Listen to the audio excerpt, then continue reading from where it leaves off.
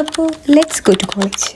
പതിവിലും വിപരീതമായി ഞാനും എൻ്റെ ശകടവും കൂടി നേരത്തെ കോളേജിൽ പോവാണ്. അവിടെ ചെന്നപ്പോൾ ആരുമില്ല. ഞാൻ വിചാരിച്ചു ഞാനാണ് നേരത്തേത്. പിന്നെയാണ് മനസ്സിലായി എല്ലാവരും എത്തിക്കഴിഞ്ഞു.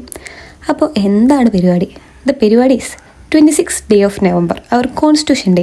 അപ്പോൾ NSSൻ്റെ കോൺസ്റ്റിറ്റ്യൂഷൻ ഡേ സെലിബ്രേഷൻ്റെ ഭാഗമായിട്ട് സാറിൻ്റെ പ്രസംഗമൊക്കെ കേട്ട് വളരെ മോട്ടിവേറ്റഡ് ആയിട്ട് കോൺസ്റ്റിറ്റ്യൂഷനെ കുറിച്ച് ശ്രദ്ധിച്ചിരിക്കുന്നു ഞാൻ. അവിടുന്ന് ഒരു ഗ്യാപ്പ് കിട്ടിയപ്പോൾ അവിടുന്ന് ചാടി പ്രകൃതി ഭംഗി കാണാൻ പോയി. സംഭവം 4-5 മാസമായി ഞാൻ ഈ കോളേജിൽ വന്നിട്ട്. പക്ഷെ ഞാൻ ഈ ഭാഗത്തോട്ടൊന്നും വന്നിട്ടില്ല. കാരണം വ്യാസേന്ന് വരുന്ന നമുക്കെന്ത് പ്രകൃതി ഭംഗി. ഞങ്ങളുടെ നീലക്കോളും സൈലന്റ് വാലിയൊക്കെ കഴിഞ്ഞിട്ടേ ഉള്ളൂ വേറെ എന്തും. അങ്ങനെ പഴയ കലാലയ ഓർമ്മകളായി ഇറക്കിയതിൻ്റെ ക്ഷീണം മാറ്റാൻ ഒരു ചായ കുടിക്കാൻ കയറി. അങ്ങനെ ഇന്നും പണി കിട്ടുന്നത് പോലെ തന്നെ തേങ്ങ ഇന്നും വായമൊത്തം പൊള്ളി. അപ്പോഴാണ് ഞാൻ അവരെ കണ്ടുമുട്ടിയത്, എൻ്റെ ക്ലാസ്മേറ്റ്സ്. ഇവർ പറഞ്ഞപ്പോഴാണ് ഞാൻ നഗ്ന സത്യം തിരിച്ചറിഞ്ഞത്. ഞാനൊരു ഇൻട്രോവേർട്ട് അത്ര. ഞാനൊരു ഇൻട്രോവേർട്ടൊന്നല്ല, ഞാനൊരു ആംബിവേർട്ടാണ്.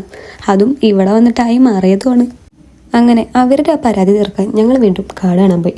കാടല്ല, ബട്ടർഫ്ലൈ ഗാർഡൻ. അങ്ങനെ പൂവ് കണ്ടു, പൂമ്പാറ്റ കണ്ടു, വെള്ളം കണ്ടു, മല കണ്ടു, അങ്ങനെ എല്ലാം കണ്ടു. അങ്ങനെ പ്രകൃതി ഭംഗിക്ക് ശേഷമുള്ള മടക്കയാത്രയിൽ ഞാൻ പുതിയൊരാളെ കണ്ടു.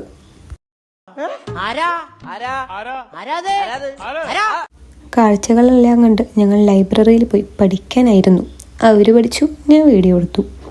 സെമിനാർ എടുക്കാനുള്ള തയ്യാറെടുപ്പുകളാണ് നിങ്ങളീ കാണുന്നത്. അങ്ങനെ സെമിനാർ എടുക്കാൻ തയ്യാറായി നമ്മൾ ക്ലാസ്സിലോട്ട് പോയി. അവിടെ ചെന്നപ്പോഴാണ് ഒരു കാര്യം തിരിച്ചറിഞ്ഞത്. എന്നും ലാസ്റ്റ് റൂൾ നമ്പർ ആയിട്ടുള്ള ഞങ്ങൾക്ക് സെമിനാർ ഇന്ന് എടുക്കാൻ പറ്റില്ല ഗൈസ്, നമ്മൾ വേറെ ദിവസം വരണം. അതിൻ്റെ ക്ഷണം മാറ്റാൻ ഇറാനിയിൽ പോയിട്ട് ആസ് യൂഷ്വൽ ബിരിയാണി കഴിച്ച് വീട്ടിലോട്ട് മടങ്ങി. അപ്പോൾ ഓക്കെ, ബൈ.